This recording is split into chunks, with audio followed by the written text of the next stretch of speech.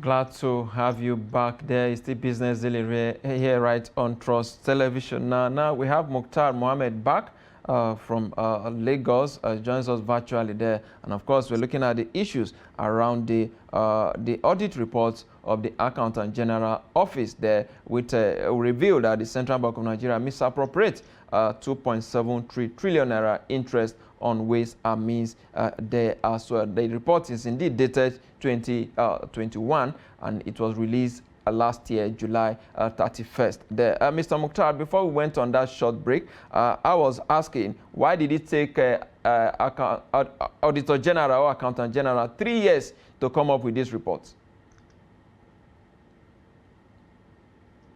Well, you might not blame the Auditor General of the Federation because he wasn't the one there. Remember, he was just newly appointed, or maybe we'll begin to see something different from him. But again, Yusuf, that has been the norm of Nigerian public sector. Auditor report doesn't come in on time. Remember, when the current CBN governor came in, they have to do a 3 years auditor report of the Central Bank of Nigeria. NNPC at the point, it took them 6 years to give us 6 years report in one article. So it's not new, and this is lack of good structure, lack of accountability, lack of responsibility in the civil service, especially which is largely controlled by government agencies. So I'm not surprised on that because again, when you look at some of these things, and that's 2021, we've not seen 2022, we have not seen 2023, and we're already in 2024. So it's just the way we do things in this part of the world, especially in Nigeria. So we need to improve on that, but I'm not really surprised because that has been the norm, especially when the agency is a revenue generation and agency. Indeed, the part of the report that is so disturbing is the fact that the CBN is being accused of treating the waste and means advances as if it were a facility from local and foreign lenders and should therefore be asked to refund over 2 trillion naira to the federal government. How concerned are you with this kind of reports?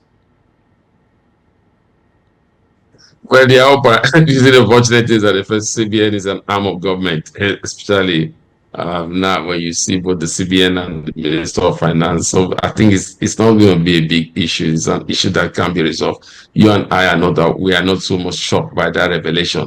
If you follow the court procedure that is happening with the former governor and Godwin Emefiele, you understand, because what they sent to say there is that a lot of money were printed. It was not that it was money that was the CBN vote and the CBN was borrowing the government. They had to indirectly force the government to print money for them to be able to use. So it's not surprising of that report.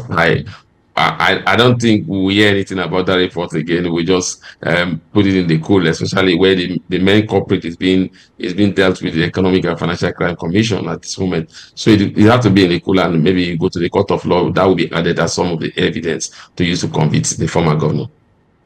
Indeed, evidence to convince the former governor there. What do you think the current leadership of CBN should do with this kind of report? We understand this doesn't happen under their watch. It happened under their predecessor. What do you think the current leadership should handle? How do they handle matters like this? Government is a continuous process. It doesn't matter who was the president. If you collect loan when you new president come, whether you were for it or against it, you have to pay for it. I think they need to have a meeting with the Auditor General as regard this to iron out gray area. They also have to do an internal audit of the ways and means so that to be sure that they and the Accountant General are on the same pathway. Then once that is done, then they begin to look at ways of resolving the issue. Remember now the report is saying that the Nigerian government should not allow securities in front of those loans. They shouldn't allow equity in front of it. They want those money to be paid to the government as it was collected from them. That is liquidity. And when you look at companies in Nigeria, one area they are battling with is liquidity. So I think they will meet the midway if they have to have the discussion to make sure that sanctions are not rolled out of the Central Bank of Nigeria.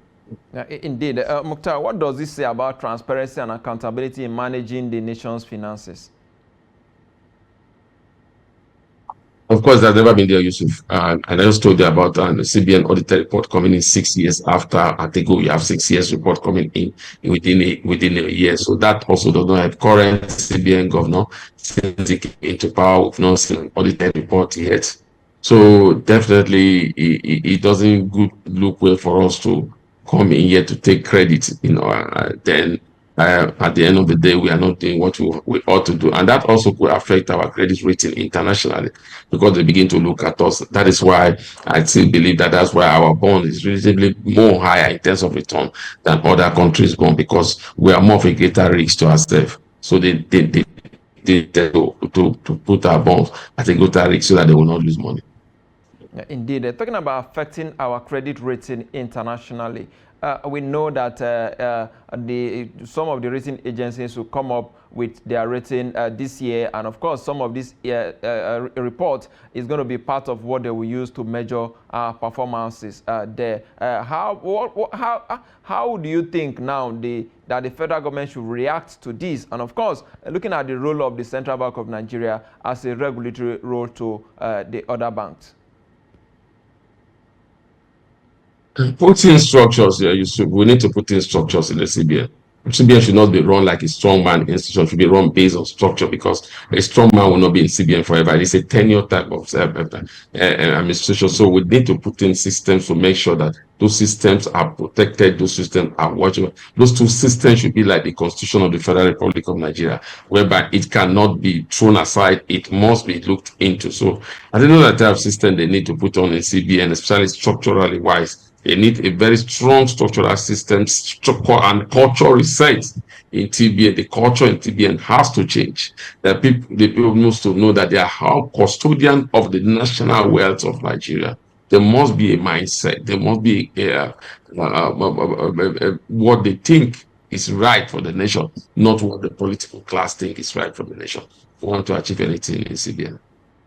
Looking at the other banks, the commercial banks now that are looking up to CBN like this, when a report like this come out, what kind of trust deficit do you think this is going to create in the banking or the finance environment?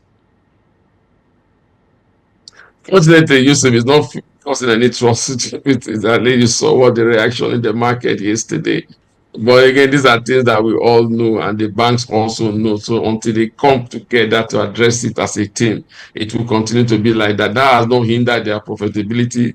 That has not hindered their expansion. So they are not even looking at that. They have known this all, but they are not looking at it because they will look at how much is being taken for. It's consequential to what they get value. They use their shareholder form to look for. So I think they are not yet there. I wish they are there. Then we'll begin to see things about these issues. Indeed, talking about they are not there yet. There, of course, a lot of Nigerians have been complaining in recent times about, illegal deductions, so to say, by some of the commercial banks. I don't know if you have been affected, and if you are, why is the bank turning this way? A lot of people are now saying that banks, instead of engaging in productive ventures, talking about doing business, they are now taking money arbitrarily from their depositors.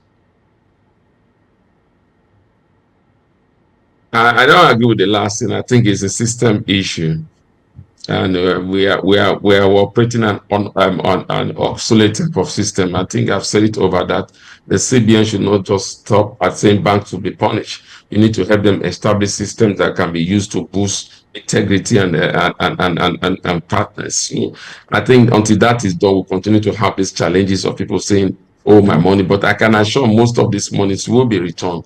But they want to do check and balances. So what the CBN need to do is to help them enhance this check and balances so that investors do not have, or people that put their money in the bank do not have to wait this long for them to retrieve their money.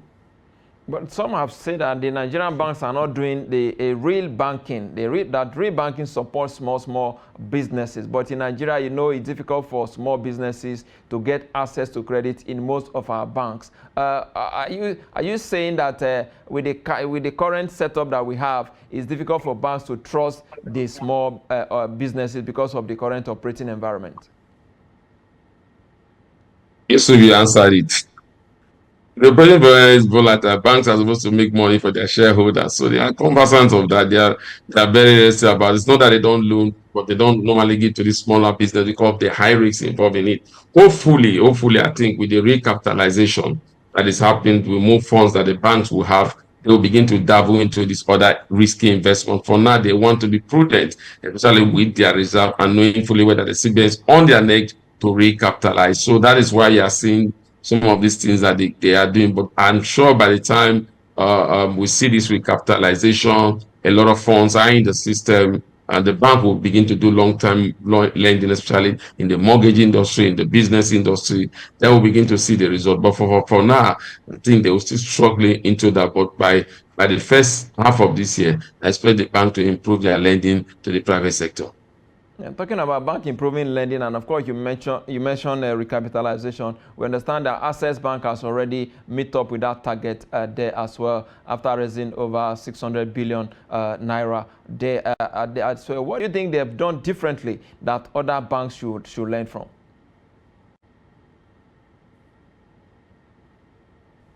Well, the thing Access Bank have done differently is that they came to the market early, and they came and they became the cheapest stock in the market up to this moment. I think that's what they've done differently. Secondly, again, what they have done differently again also is they are able to be one of the first bank that came, and they are also one of the first bank that have gotten their share listed. So they've done that differently too. And I think they've done their expansion drive, which is also creating why a lot of people want to buy that share now, because they believe that most of their funds from this recapitalization will be channeled towards other areas, while other banks are trying to go into those areas. Access Bank is not going to this area. They are looking for this fund to expand to other areas of business, not just financial sector. They are looking at asset management. They are looking at also getting offices across globally, and a lot of things, and expanding those banks, giving them more working capital, be able to drag in more fund into those banks and then create value for shareholders. I think that is responsible why a lot of shareholders are still holding on to assets, and most of them are still looking for assets to buy. Like you said during your report, in terms of value yesterday, assets was one of the most valuable stock in terms of price movement. I mean, in terms of price at the end of the day in the AC. So there's still a lot of value in Access Bank, I can tell you. It's just for designing investors to know when you go in and when to come out. Indeed, Muktar, before I let you go, towards the end of last year, we saw UBA and, of course, Zenith Bank making inroad into the European market, trying to establish branches in France there. We saw that. How much of impact do you think this will have on the Nigerian banking industry and, of course, the European banking sector as well? Synergy, Yusuf, synergy. A lot of Nigerian business are done with the Europeans, not even with the Africans. So you can see that that will help in terms of synergy between the Europeans and the Africa, and that will also help Nigerians also in doing business, and also help those that are involved in importation of some of these goods into Nigeria. So it's a win-win situation for both the United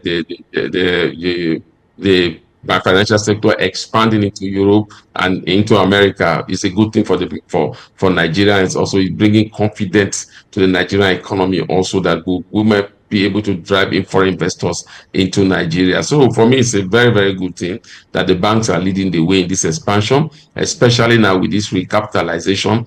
The bank have a lot of liquidity for those expansion, and they will be able to benefit from new market niche in some of this country, and also be able to create their own market niche for Nigeria in the diaspora. So they also have an opportunity to be banking with Nigeria in some of these cities. So it's a win-win thing for everybody that is involved in it, especially the financial sector. It's a major win for them, and that is to say that the recapitalization that was done years ago, we are still seeing the impact up to this moment. Indeed, of course, the impact of the recapitalization is still being felt by the Nigerian market. Finally, Muktar, what's your outlook for the banking industry this year, 2025? Usually very positive. I'll tell you, they're very, very positive. They are watched with a lot of liquidity. We'll see that play out. They will be able to pay more higher dividend because of the high earnings that they have. Usually, you must also forget that this bank really didn't need to go to the market if they were allowed to use their retail earning. But again, the CBN said no, you must use earning gotten from whatever source you've gone to. And so that has made them to go out in the market to get more funds into it. So I think the banking sector this year is my outlook is still very, very, very, very positive for the year 2025, especially by the time we finish this recapitalization, and by the time these banks are going to recapitalize before the CBN deadline, I can assure you that for me is going to be a game changer in terms of liquidity, in terms of value, and in terms of the bank as an entity. All right, I must thank you, the Muktar Mohammed, CEO of Finance with Muktar. I must thank you for your contributions on Business Daily today. Very impressive. Thank you for having me. Thank you. All right, and with that is a wrap on the show today. We'll be back again on Monday. I'm Yusuf Akogu.